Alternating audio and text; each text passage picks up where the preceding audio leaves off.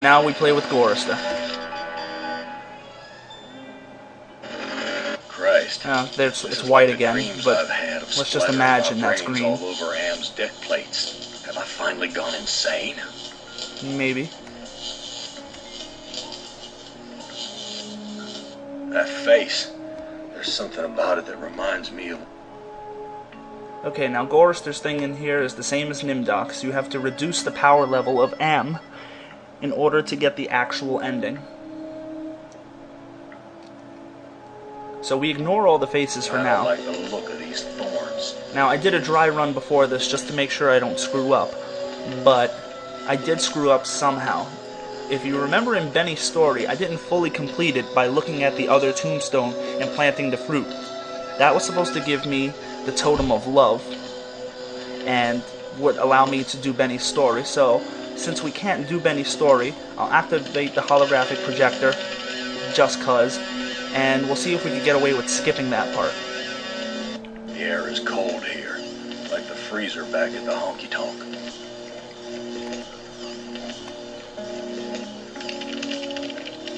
Okay, we raise the power node, and we open door number 3. That should be pretty obvious because it's the only one that's different, well, a little different from the rest of these cylinders.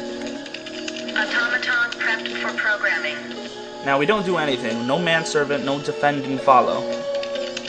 In a normal game that would be great, but let's just use love with Glynis.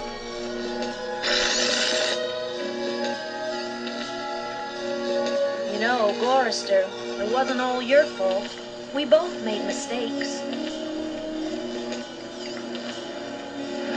Now if you notice, the little blue bar that was all the way full now isn't. So now, unfortunately, we kill off Gorrister. Alright, we got a green there, but... That shot wasn't a...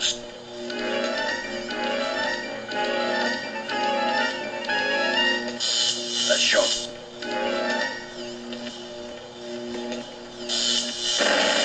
And that's it for Gorrister. Now usually here what I would do is play as Benny, but since we can't do that, we've established that we can't because he won't have the Totem of Love, we play with Ted. This doesn't look like anywhere Am has sent me to before. I've been tricked.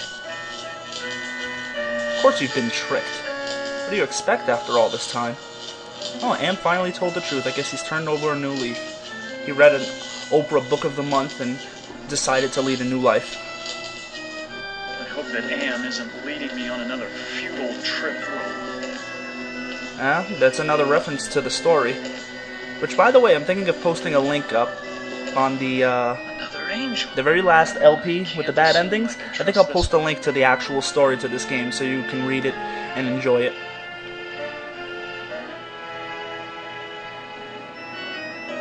Now we go back to where we pulled the skulls out, and there's a remote there. That's for Ted. It's not a good omen. So of course we take the remote, and we walk over to the next scene, which is, of course, set up for Ted. What? Have I found the way back to the witch's cave? For some reason, we use the remote control with the gargoyle, as if that would be obvious. Behold the sword in the stone! And that raises up his node. Whoever can remove the sword from the stone shall be king. And now we use gallantry with the pillar. And that's the end of Ted's story. And we know what we have to do now.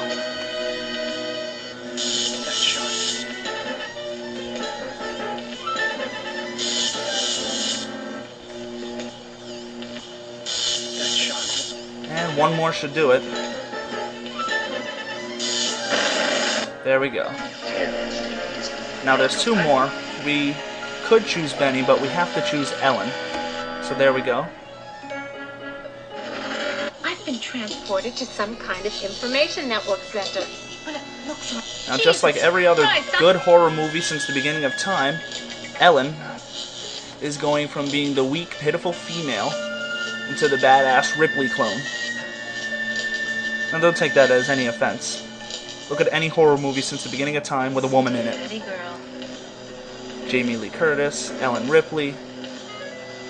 Well, those are the only two that I can think of offhand. That be an angel? Yeah, so she thinks of Ted. That's a little odd.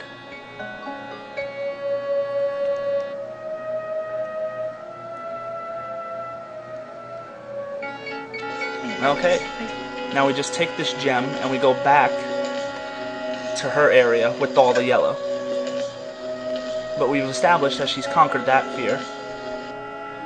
Because as you can see right here, this is the Totem of Valor.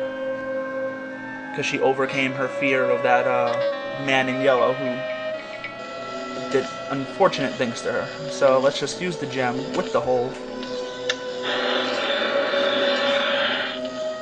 And use Valor with the pillar. Jesus. I felt my mind push aside the fear. Okay, now that's all we can do for lowering the pillars. Now what we have to do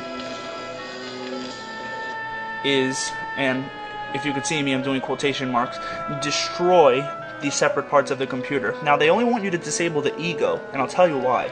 It's because the ego is actually the part that represents Am himself.